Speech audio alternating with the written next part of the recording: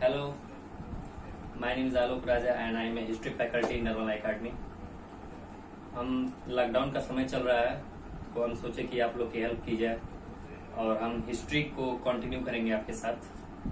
हम प्रयास करेंगे कि इस लॉकडाउन के पीरियड में हम पूरी हिस्ट्री खत्म करें और हम पूरा ट्राई करेंगे कि आप हिस्ट्री में बेटर परफॉर्म करें वन डे एग्जाम में। चलिए तो शुरू करते हैं। हिस्ट्री होता क्या है, हमें क्यों पढ़ना है इसको, हिस्ट्री की डिफिनेशन क्या है। हिस्ट्री की डिफिनेशन की अगर बात करें तो जो हिस्टोरियन होते हैं उन्होंने बोला कि study of past is called history. किस पास्ट की स्टडी करें हम लोग? पास्ट हमारा भी पास्ट है, आपका भी पास्ट है। हमारे और आपके पास्ट में तो कभी नहीं पूछा जाता कि हमारे दादाजी ने कौन सी लड़ाई लड़ी थी, ऐसा क्यों? तो हिस्ट्री हम वही मानते हैं जो archaeological survey of India, Indian पुरातत्व विभाग, फॉरेन ट्रेवल आउट, विदेशी यात्रा वृतांत एंड साहित्य, इन तीनों को जो प्रमाणित कर देता है वही हिस्ट्री कहलाती है। अब आते हैं archaeological survey of India. Archaeological survey of India एक संस्था है, संवैधानिक बॉडी है, जिसकी स्थापना 1860 में कमिंघम जी ने की थी। ये एक संस्था है। दूसरा आते हैं हम लोग foreign traveller, Hiuen Tsang, Fa Hien, Deimachus et cetera et cetera. इन्होंने अपनी यात्रा वृतांत में बताया है, जैसे हेवेनसांग ने हर्षवर्धन के काल के बारे में बताया। अब आते हैं साहित्य के बारे में। साहित्य के बारे में देखिए ये होता है जैसे कि महावंशम, अंगोत्तर निकाय, भगवती सूत्र, महावंश, मुद्रा राक्षस, जैन अवस्था, इन 5-6 साहित्य, क्योंकि सीमित साहित्य उस टाइम, इन सब ने जिसको प्रमाणित किया उसी घटना को हम हिस्ट्री बोलेंगे। देखिए हमारे धर्म, हिंदू धर्म में एक बहुत दो फेमस वो हैं, मतलब क्या बोलते हैं उनको, बुक्स हैं, जैसे महाभारत और रामायण। इनका हम अध्ययन नहीं करते हैं, साइंटिफिकली अध्ययन नहीं करते हैं। क्यों? क्योंकि इनका हमारे पास कोई प्रूफ नहीं है अभी। हम मतलब आध्यात्मिक तो है, हम जानते हैं, बट इसका इन तीनों ने कोई प्रूफ नहीं किया, इसलिए हम इनका अध्ययन नहीं करते। भविष्य में हो सकता है इनके बारे में अध्ययन हो, इनके साक्ष्य का पता चले तो हम अध्ययन करेंगे, नो डाउट। चलिए आगे बढ़ते हैं।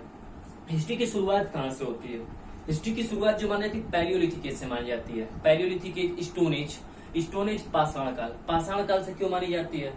क्या उसके पहले इंसान नहीं थे? उसके पहले इंसान, लेकिन उसके पहले का इंसान जो था वो जानवर था। अब जानवर कैसे था? जानवर मीन्स उसने जानवर को मारा, खाया, फेंक दिया। उसको ये तक नहीं पता था कि उसको फिर से भूख लगेगी। अब प्रश्न ये आता है कि तो स्टोन एज में ऐसा क्या हुआ कि उसको लगा कि वो मतलब एकदम डेवलप हो गया? एकदम डेवलप नहीं हुआ वो। स्टोन एज में ये हुआ कि उसने जानवर को मार के खाया, फेंक दिया। अब उसको भूख लगी, अब वो गया, फिर घूमने लगा, उसको कोई जानवर नहीं मिला।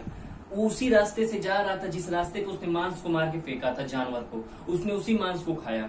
उसके अंदर ये सोच आई कि अगर हम इसको फेंक रहे हैं, इससे बेहतर ये कि इसको स्टोर कर लें। अगर स्टोर करके रखते हैं तो भविष्य में फिर इसको खा सकते हैं। ये सोच जहां से आई, यहीं से पैलियोलिथिक स्टोन एज की शुरुआत मानी जाती है। अब स्टोन एज, पाषाण काल भी तीन भागों में बांटा गया है, पैलियोलिथिक, मीजोलिथिक, नियोलिथिक। पैलियोलिथिक जो है हमने बता दिया क्यों, लेकिन उसके अंदर डेवलप हुआ कि हमको खाने की जरूरत है। अब आते हैं मीजोलिथिक पे। मीजोलिथिक क्या है? मीजोलिथिक में देखिए ये है कि एक छोटी सी कहानी बताते हैं आपको। जैसे मान लीजिए चुन्नी मुन्नी के पापा है, वो शिकार करने जाते हैं, शिकार करने गए और वो शिकार ही करने चले गए, वो आज तक नहीं आया। चुन्नी मुन्नी की मम्मी आज भी इंतजार कर रही है। आपको पता ही है कि उनका क्या हुआ होगा। तो इससे चुन्नी मुन्नी का भविष्य खतरे में आ सकता है।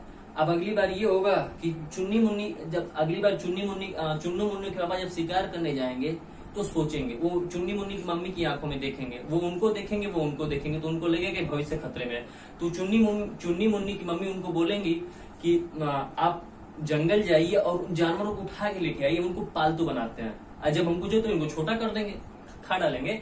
तो अब एक बार देखे तो छोटा करने का जो कॉन्सेप्ट है वो चुन्नी मुन्नी की मम्मी ने मीजोलिथिक काल में चुन्नी मुन्नी के पापा को दिया था। तो वहां से हमारी मीजोलिथिक हुई। अब जब जानवर को पालेंगे तो क्या होगा? उनके लिए चारा चाहिए। चारे के लिए क्या करेंगे? हम खेती करेंगे। खेती करने, जहां से खेती करने का कॉन्सेप्ट आएगा वहीं से नियोलिथिक की शुरुआत हो जाएगी। अब नियोलिथिक में खेती होगी। और सबसे प्लस पॉइंट इसलिए होता है, इसमें चक्के की खोज हो जाती है। आज मुझे लगता है कि मानव के इतिहास में एग्रीकल्चर और व्हील, ऐसे दो मतलब रिवोल्यूशनरी डेवलपमेंट हुए जिसने पूरे आदमी या समाज को चेंज करके रख दिया। चक्के की खोज शुरू हो गई। अब अगर लोग खेती करेंगे तो सबके पास सामान होगा, सामान होगा तो लोग एक दूसरे को बेचने का प्रयास करेंगे, जब बेचने का प्रयास करेंगे तो एक बाजार चाहिए उनको। अब भाई बाजार दूर दूर तो हो नहीं सकता क्योंकि उस समय तो गाड़ी थी नहीं, तो लोग बाजार पास में बनाएंगे, पास में नदी के पास बनाएंगे क्योंकि नदी के मार्ग से आना आसान होगा। तो वहीं से पहली human civilization, Indus valley civilization का निर्माण होगा और वो अर्बनाइजेशन, अर्बन होगी। क्यों? क्योंकि जब आपके पास अत्यधिक मात्रा में धन होगा, प्रॉस्पेरिटी होगी, तभी आप अर्बनाइजेशन में जाएंगे, अर्बनाइजेशन स्टार्ट होगा। उसके बाद प्रकृति का रूल है कि जो चीज, हर चीज पीक पे जाती है फिर उसका विनाश होता है।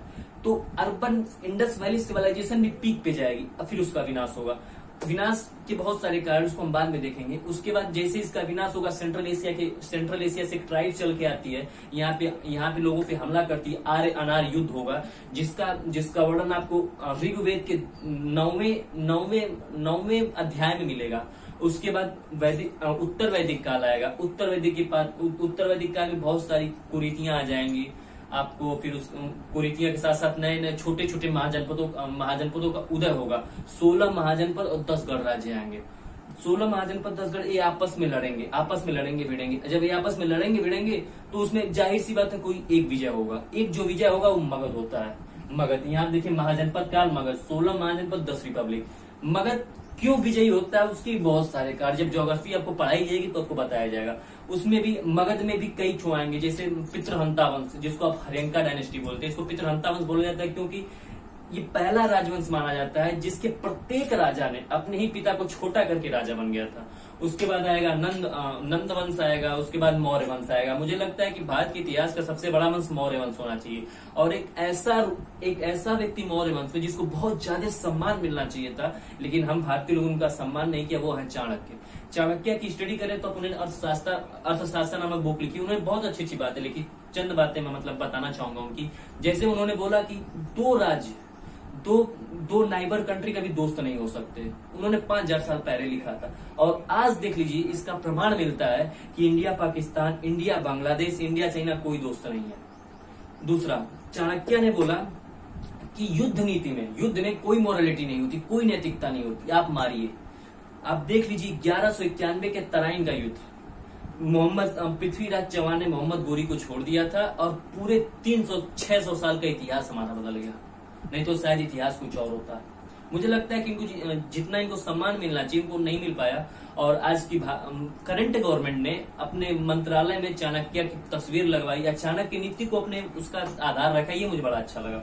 चलिए, ये सब तो बातें होती रहेंगी। मौर्य वंश में आपके चंद्रगुप्ता आएंगे, बिंदुसार, अशोका द ग्रेट। अशोका ने बहुत सारे काम किया, पूरे भारत को जोड़ने का जो काम बोला जाता है वो अशोका ने किया था। उसके बाद उनका भी विनाश होगा, क्योंकि मैंने बताया प्रकृति का रूल है, सबका विनाश होता ही होता है। उनका विनाश होगा। उसके बाद आएंगे आपके, सॉरी मैं थोड़ा बोल रहा हूँ, उसके बाद सुंगा डायनेस्टी आएगी, सातवाहना आएंगे। उसके बाद फिर आपकी गुप्ता डायनेस्टी आ जाएगी, गुप्ता वंश, जो भारत का गोल्डन एज बोला जाता है। गुप्ता के बाद हम लेके आएंगे पुष्यभूति डायनेस्टी, जिसमें हर्षवर्धन है। हर्षवर्धन के बाद हम तुरंत हर्षवर्धन को लेके आएंगे। फिर उसके बाद मोहम्मद गजनवी का आक्रमण करा देंगे। आक्रमण कराने के साथ साथ 17 बार भारत को लूटेंगे, और 1025 में सोमनाथ पे आक्रमण करेंगे वो। उसके बाद ये जब आक्रमण करके लूट के लेके जाएंगे, उसके बाद हम मोहम्मद गोरी आएंगे। मोहम्मद गोरी भारत पे आक्रमण करेंगे। 1191 तराइन का युद्ध होगा, जिसमें पृथ्वीराज चौहान विजयी होंगे, और 1192 जिसमें पृथ्वीराज चौहान हार जाते हैं। ऐसा कहा जाता है कि वहीं पे पृथ्वीराज चौहान मोहम्मद गोरी का वध कर देते हैं। उन्होंने ऐसा चंद्रबरदाई ने अपनी बुक पृथ्वीराज रासों में लिखा है, जहाँ पे एक पंक्ति आती है कि 4 बांस 24 गज अंगुल अष्ट प्रमाण, ता ऊपर सुल्तान है, अब मत छूको चौहान। बट इसका कोई प्रमाण नहीं मिलता हमें, तो शायद जो भी हो, आई डोंट नो। इसके बाद 1206 ईस्वी में दिल्ली सल्तनत की नींव पड़ती है। दिल्ली सल्तनत में जो पहला राजवंश होता है वो होता है स्लेव वंश, गुलाम वंश। गुलाम वंश के बाद आपका आएगा खिलजी वंश, तुगलक वंश, सैयद वंश, लोदी वंश। उसके बाद हम 1526 का आपको पानीपत का युद्ध करवाएंगे, पहला युद्ध जिसमें बाबर विजयी होगा। बाबर की विजय के साथ हम लोग मुगल वंश का निर्माण करेंगे, मुगल वंश की स्थापना करेंगे। मुगल वंश की स्थापना के साथ हम लोग बाबर, हुमायूं, अकबर, जहांगीर, शाहजहां, औरंगजेब, इनको देखेंगे। आपको पता नहीं होगा कि इनके बाद भी 11 रूलर आए थे, 11 राजा आए, जिनको कोई अध्ययन नहीं करता क्योंकि इतना रिलेवेंट नहीं थे वो। उसके बाद इसी सब में हम यूरोपियन को लेके आएंगे। यूरोपियन में पहले हम पोर्तुगीज को लेके आएंगे, फिर डच को लेके आएंगे, इंग्लिश को लेके आएंगे, फ्रांस को लेके आएंगे, डेन को लेके आएंगे। इनको आपस में लड़ाएंगे भिड़ाएंगे। उसके बाद हम कर्नाटिक युद्ध करवाएंगे, बैटल ऑफ प्लासी करवाएंगे, बैटल ऑफ बक्सर करवाएंगे।